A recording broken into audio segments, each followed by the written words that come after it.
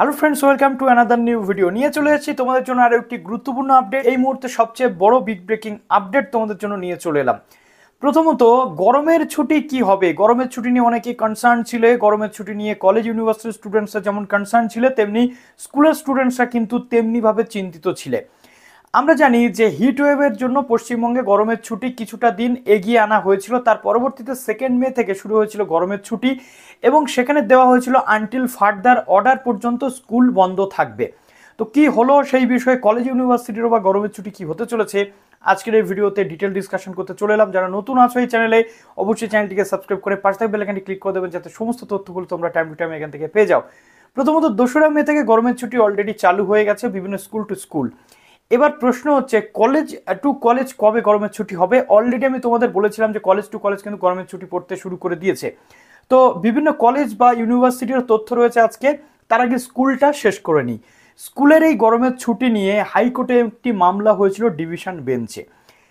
Division bench রাজ্য সরকারকে রীতিমতো, রাজ্যের যিনি অ্যাডভোকেট জেনারেল রয়েছেন তাকে ভৎসনা করেছেন।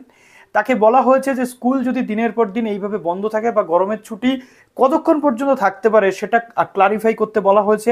কেননা যতদিন স্কুল বন্ধ থাকবে স্টুডেন্টসদেরই প্রবলেম হবে। সিলেবাস শেষ করা থেকে শুরু করে প্রত্যেকটা জায়গাতে, টিচাররা না হয় বড় হয়ে গেছেন, তাদের প্রবলেম নেই, স্টুডেন্টসদের তো প্রবলেম হবে। কত ঘন্টার মধ্যে প্রেশার দিয়ে সেই সিলেবাস কমপ্লিট করতে হবে যাতে করে স্টুডেন্টসদের অনেক বেশি সমস্যার সম্মুখীন হতে পারে তারা। সেই কারণে রাজ্যের অ্যাডভোকেট জেনারেলকে বলা হয়েছিল যে কতদিন ম্যাক্সিমাম গরমের ছুটি থাকতে পারে তার একটা খসড়া দিতে। তো সেখান থেকে রাজ্যের অ্যাডভোকেট জেনারেল বলে দিয়েছেন যে 14ই জুন স্কুল রিওপেনিং হতে পারে। একটা অ্যাপ্রক্স ডেট সেখানে দেওয়া হয়েছে।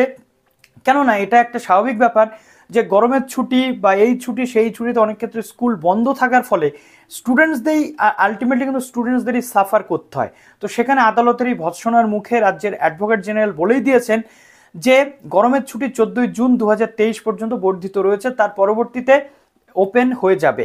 কিন্তু এই ছুটির যে ব্যাপার, এটা কি কলেজ ইউনিভার্সিটির ক্ষেত্রে হবে? না, কলেজ ইউনিভার্সিটির জন্য মামলাটি ছিল না, এটা শিক্ষক সংক্রান্ত একটি মামলা ছিল, ট্রান্সফার সংক্রান্ত মামলা। সেই জায়গাতে এই রায়টা কিন্তু দেওয়া হয়েছে বা এই বক্তব্য উঠে এসেছে। এর মধ্যে আমরা দেখতে পাচ্ছি ওয়েস্ট বেঙ্গল স্টেট ইউনিভার্সিটির আন্ডারে গতদিন বেশ কয়েকটা কলেজের নথি তোমাদের সঙ্গে শেয়ার করেছিলাম, তথ্য শেয়ার করেছিলাম। আজকে চলে এলাম Basirhat college. West Bengal state ইউনিভার্সিটির মধ্যে Basirhat college one of the leading college. Basirhat কলেজেও কিন্তু পড়ে গেল গরমের ছুটি। 2023 সালের 22 মে থেকে 30 জুন পর্যন্ত বসিরহাট কলেজে কিন্তু এই ছুটিটা থাকবে।